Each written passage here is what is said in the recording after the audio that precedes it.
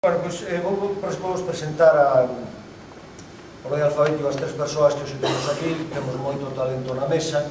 Antón Patiño, Antón Patiño que é da quinta do 57, do 1 de xaneiro, creo, non? Sí. Cambio do ano.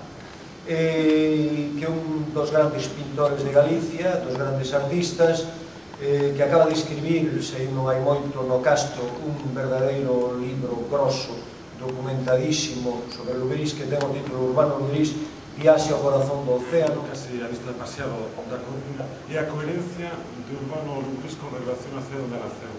Naceu no Paixo Final da Coruña, 28 de xaneiro, na rúa Rego. El aire dorado convencemos un rosario de vidrio por el aire, y este es el puerto de Os.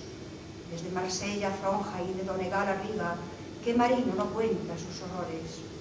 Todos hablan de él, mas nadie sabe.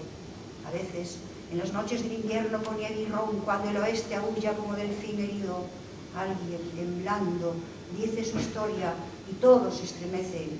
Y el que sabe rezar de fijo invoca a Gumilda y Olaz y a Pedro Telmo que enciende por crucetas y penoles las mágicas luciérnagas del aire, porque el puerto de Os no está en las cartas.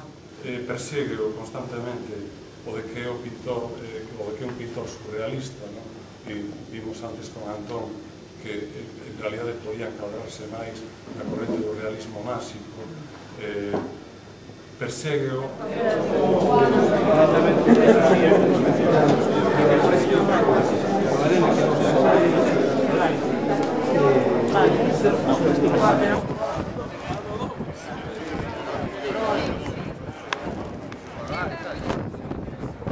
Estamos vivindo nun espazo prácticamente metafísico, no sentido de que estamos nas portas do alén. Somos habitantes do entorno do universo, na fin dun camiño, evidentemente o camiño de Santiago agora, que nos conduce directamente ao océano.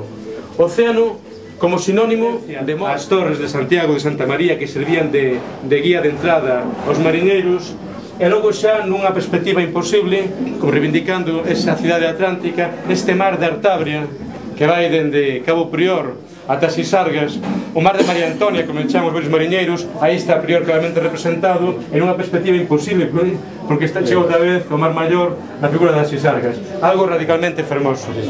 E unha anécdota final deste, por menos pola miña parte, na Dársena, anos 50. Estaba a lancha que marchaba cara a Santa Cruz. Lembrades que había unha lancha que iba cara a Mera e outra cara a Santa Cruz e outra cara a Santa Cristina. En a lancha que iba cara a Santa Cruz había un crego. Lubrís estaba en terra, a lancha zarpaba, polo tanto falaban a berros. Entón Lubrís desde terra decía: vai vostede cara a Santa Cruz? Vou! Coñece vostede a don Gregorio? O crego de Santa Cruz? Sí, coñezo. Santo varón, verdade? Sí, santo varón. Se estaban moi alonsados. Pois dígalle da miña parte moitos recordos do seu fillo Urbanito. Pero me decía en Santiago que nos bocois ecoaban as campás da berenguela e de baixo no viño dos bocois, non? Claro, era un mundo moi fermoso que naqueles tempos do fascismo que falábamos, non? Ainda se vivía, por aquí paseaban os da secreta todos os días, obviamente, xa todo mundo os conhecía, pero andaba por aquí. Eu era estudante daquela, a verdade pois era onde estaba o ambiente, era a rúa de dos viños todo, que estaba lá detrás de María Pita, e a xente viña camiñando por toda esta ruta. Eu creo que está repuntando un poquinho, verdad? Sí.